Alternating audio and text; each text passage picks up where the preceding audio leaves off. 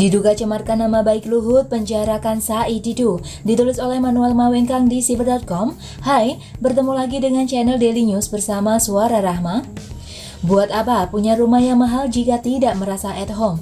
Buat apa punya ranjang yang bagus jika tidur tidak nyenyak? Mungkin itu yang dirasakan Said Didu beberapa hari ini, pasca dilaporkan oleh The Lord Luhut yang sudah berbaik hati memberikan kesempatan 1 kali 24 jam kepada bocah tua nakal ini. Menko Marves alias Menteri Koordinator Kemaritiman dan Investasi Luhut Binsar Panjaitan akhirnya resmi melaporkan mantan Sekretaris BUMN Muhammad Said Didu ke Bareskrim Polri. Luhut melaporkan MSD bukan MCD. Ini karena pencemaran nama baik. Sudah berkali-kali MSD ini bikin onar, laporan sudah ditandatangani. Mantul. Berdasarkan surat laporan polisi yang dilayangkan pada tanggal 8 April lalu, juru bicara Luhut Panjaitan Jody Mahardi pun membenarkan adanya laporan tersebut. Apa yang dibacotkan Said Didu ini sudah membuat nama baik Luhut. Nama Luhut memang sering dijadikan sensak tinju bagi para oposisi. Kasus ini diawali saat Said Didu membuat sebuah video yang berjudul Luhut hanya pikirkan uang, uang, dan uang. Video itu pun masuk ke Luhut dan tentu dia menontonnya. Dan melalui jubirnya, yakni Jody, Luhut meminta Said Didu untuk minta maaf. Gak harus cium kaki dan isep jempol. Yang pasti 2 kali 24 jam sudah harus ada permintaan maaf. Kalau tidak minta maaf, resikonya adalah dilaporkan ke jalur hukum. Saya kira Luhut hanya melakukan gertak sambal kepada Said Didu, tapi ternyata tidak. Memang ketika saya menonton video itu, Said Didu memang sudah kurang ajar dan dia sudah bisa dijerat dengan undang-undang pencemaran nama baik. Saya yakin bahwa Ricky Finando pun juga setuju untuk hal ini. Luhut pun pada akhirnya bersedia untuk video itu dilanjutkan dan diklarifikasi di meja hijau. Jadi kalau bicara Luhut menjadi orang yang anti kritik, itu salah besar. Luhut tidak anti kritik. Kenapa? Karena Luhut sudah memberikan kesempatan 2 kali 24 jam untuk Said Didu agar untuk kedepannya dia bisa tidur nyenyak. Tapi apa yang dilakukan Said Didu? Doi hanya bikin klarifikasi tanpa adanya permintaan maaf dan itu tidak dianggap oleh Luhut sebagai permintaan maaf. Jadi proses hukum tetap berjalan, dia akan dijadikan tersangka pencemaran nama baik dengan ancaman penjara pastinya.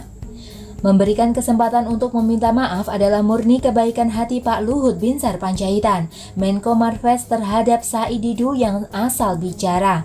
Kalau bicara tak ada ampun, pintu meminta maaf sudah dibuka lebar-lebar. Jadi para kadal gurun pendukung Said Didu seperti Rocky Gerung, Ayah Naen, dan Anies Baswedan sudah tidak bisa mengatakan bahwa Luhut adalah sosok otoriter dan tidak suka dikritik. Enak saja, ini bukan masalah kritik lagi, tapi sudah pencemaran nama baik. Memang sudah bukan main-main kalau pencemaran nama baik itu, apalagi seperti yang saya katakan sebelumnya, Luhut itu jadi korban bully dari para kaum kadal gurun. Pertanyaannya, kenapa yang sering diserang di Kementerian Jokowi adalah Luhut Binsar Panjaitan, Terawan Agus Putranto, dan Yasona Lauli? Apakah karena mereka itu beda imannya sama pendukung Anies dan Said Didu? Atau mereka memang sengaja diserang agar publik tidak terlalu bermasalah karena mereka tidak seiman? Kalau benar dugaan saya parah banget sih. Memang nasib para kaum minoritas di Indonesia sangat kasihan. Tapi kalau benar logikanya begitu, kenapa Rocky Gerung malah disebut-sebut sebagai khotib oleh pendukung Said Didu? Memang ini menjadi sebuah pertanyaan yang besar untuk dijawab, tapi bagaimanapun juga proses hukum sudah berjalan. Saya berharap sesegera mungkin Said Didu bisa dipenjara karena kita tidak butuh peracau dan pengacau. Kita butuh orang-orang yang bisa memberikan kontribusi positif, nggak cuma ngomong-ngomong dan memperkeruh suasana. Kalau kalian tidak bisa memperbaiki situasi, sebaiknya kalian diam saja, jangan memperkeruh situasi. Said Didu sudah seharusnya dibuat tidur di Hotel Prodeo, polisi sudah harus menciduk orang ini. Jangan sampai Indonesia dan timeline Twitter diisi oleh pemikiran-pemikiran sampah yang tidak memiliki dasar dan malah hanya memperkeruh suasana. Penjarakan Said Didu, selama belum tertangkap setidaknya buat dia tidur nggak nyenyak. Bagaimana menurut Anda teman-teman? Silahkan tulis komentar Anda ya, jangan lupa like, subscribe, dan share. Artikel ini bisa dilihat secara lengkap di halaman siber.com. Terima kasih sudah menyaksikan channel Daily News hari ini.